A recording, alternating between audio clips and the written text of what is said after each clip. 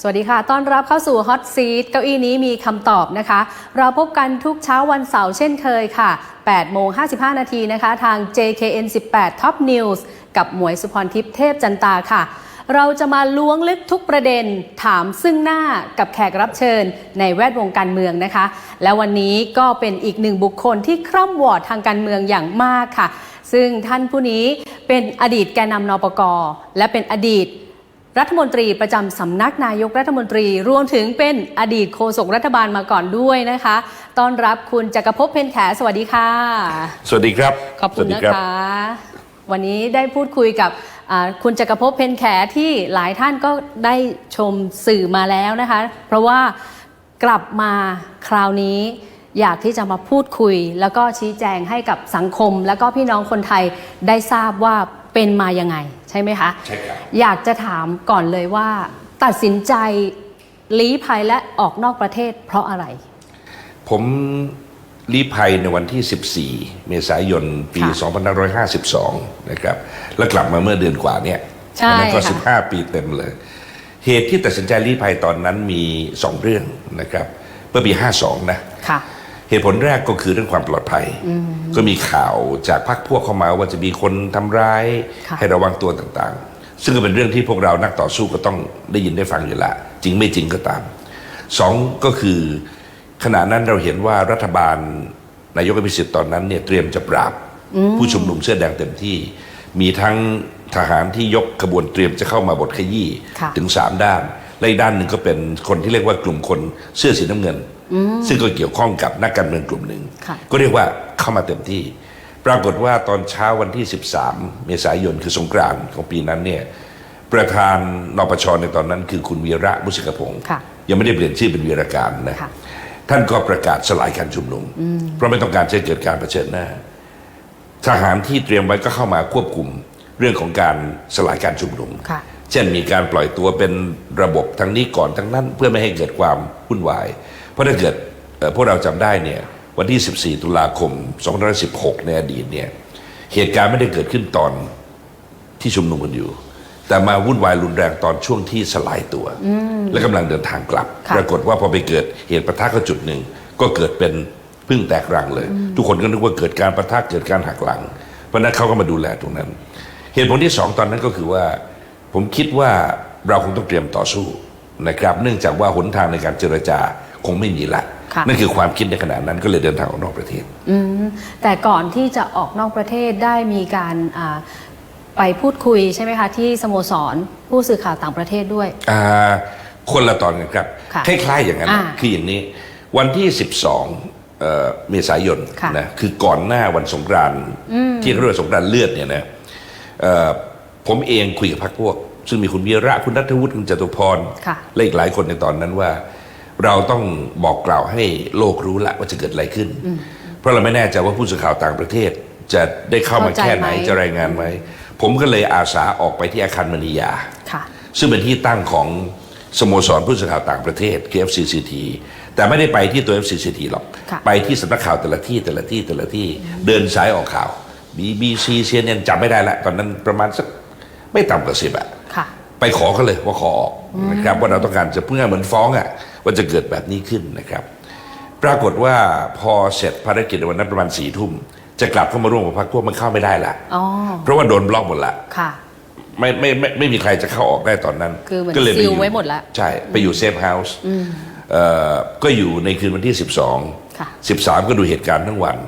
แล้วก็นอนวันที่13ในเซฟเฮาส์เพราะวันที่14ตัดสินใจว่าจะออกไปละนั่นคือที่มาคือมีหลายปัจจัยที่ทำให้ตัดสินใจออกไปใช่ไหมคะทั้งเรื่องของความไม่ปลอดภัยถูกฝ่ายความมั่นคงหรือกลุ่มสีน้ำเงินก็ตามและก็มีเรื่องของการไปปาฐกถาที่ต้องยอมรับว่าเรื่องระบบอุปถัมภ์ที่ไปพาดพิงสถาบันมาตรา112ตรงนี้ด้วยหรือเปล่าคะที่ประกอบว่าทำให้เราต้องตัดสินใจว่าอาจจะต้องลี้ภัยก่อนเรื่องนั้นเนี่ยต้องแยกนิดหนึ่งครับคราวที่เกิดคดี112จากการไปพูดที่ FCCT เนี่ยเกิดขึ้นเมื่อปี 2550ก่อนหน้านั้นละตอนนั้นผมเป็นแกนนำเสื้อแดงละนะครับแล้วก็ยังไม่เป็นรัฐมนตรีแต่ผ่านตำแหน่งโฆษกรัฐบาลกับรองเลขาธิการนายกมาก่อนนะพูดง่ายๆคือระหว่างรัฐประหารครั้งแรกกับ การเกิดเสื้อแดงในเวลาต่อมาไปพูดที่ FCCT สิ่งที่พูดเนี่ยไม่ได้พูดถึงสถาบันเลยนะครับพูดถึงคำว่าระบบอุปถัมภ์นะครับว่าผมเสนอความคิดในตอนนั้นว่าปัญหาประเทศไทยส่วนหนึ่งเกิดจากระบบอุปถัมภ์ที่ฝรั่งว่า patronage system คือความหมายก็คือว่าไม่ได้เอาเรื่องความสามารถเป็นเกณฑ์แต่เอาเรื่องความรู้จักกันความสัมพันธ์ส่วนตัวญาติโกโหตุพี่น้องมาเป็นเกณฑ์ซึ่งเราก็ยอมรับว่าเป็นสายเลือดของความเป็นไทยอย่างหนึ่งถูกไหมเรามีคำว่าพรรคพวกอย่างนี้เพราะนั้นจะตัดหมดก็คงไม่ได้แต่เพียงแต่ผมเสนอว่ามันเป็นปัญหานะถ้าเราไม่ปฏิรูปตรงนี้เนี่ยเราจะไม่มีคนเก่งมาทำงานปรากฏว่าก็มีการขออนุญาตไม่เอ่ยว่าเป็นใครเนี่ยมีการนำเอาสิ่งที่ผมพูดว่าระบบอุปถัมภ์เนี่ยไปแปลเป็นภาษาอังกฤษว่าพระบรมราชูปถัมภ์ผมพูดแค่ patronage system แต่มีคนไปแปลว่า royal patronage ซึ่งคนละความหมายเลยเราพูดระบบอุปถัมภ์ที่แปลว่าไม่ได้เกี่ยวสถาบันนะในสังคมนะแต่มีคนไปแปลให้เป็นอย่างนั้นเพราะคนที่แปลเนี่ยเอาไปให้กับผู้หลักผู้ใหญ่ดูเพื่อให้เข้าใจว่าเราพูดหมิ่นสถาบัน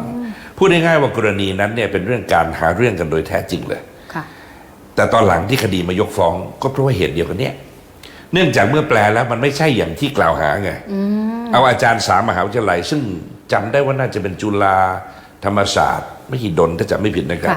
หรือเกษตรด้วยของทานโทษถ้าผิดนะอาจารย์ผู้เชี่ยวชาญด้านภาษาทั้ง3 สถาบันมาทุกคนบอกว่า patronage system แปลว่าระบบอุปถัมภ์ไม่ได้แปลว่าพระบรมราชูปถัมภ์เพราะนั้นจึงไม่ได้มีลักษณะหมิ่นพระบรมราชานุภาพศาลยกฟ้องใช่ค่ะแล้วก็อัยการก็ไม่สั่งฟ้องด้วยโทษครับอัยการสั่งไม่ฟ้องคุณพูดถูกแล้วไม่ใช่ศาลยกฟ้องอัยการสั่งไม่ฟ้องถูกต้องครับอยากจะให้คุณจักรภพขยายความในเรื่องของที่หลายคนอาจจะเข้าใจผิดมาตลอดเลยว่าคุณจักรภพอยู่ในลิสต์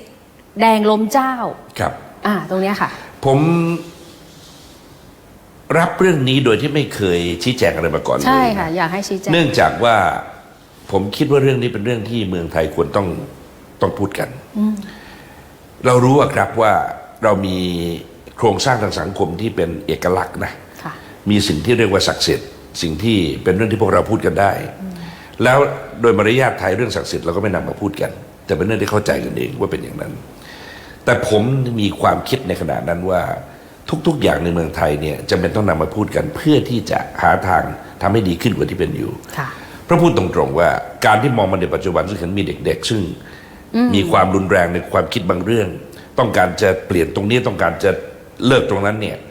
มันมาจากความที่เราไม่ได้พูดถึงกันมาตั้งแต่แรกมันอั้นมาเป็นการปิดกั้นใช่ไหมไม่ให้ได้พูดคือความปิดกั้นเนี่ยมันมีทั้ง2 แบบนะ1ปิดกั้นด้วยความตั้งใจจะปิดไม่ให้พูดเลยเหมือนกับกดกันนะกับการปิดกั้นด้วย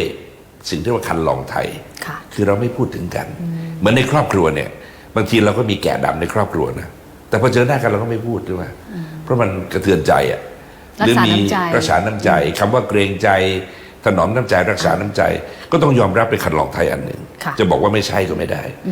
แต่บางครั้งคันลองนั้นมันก็นำไปสู่ภาวะที่เราไม่รู้ข้อเท็จจริงเราไม่รู้ว่าเกิดอะไรขึ้นพูดได้ง่ายว่าณขณะนั้นเนี่ยสังคมไทยเราอยู่เหมือนเขาควายนะด้านหนึ่งก็คืออยากจะหาความจริงอีกด้านหนึ่งก็ยังเกรงใจ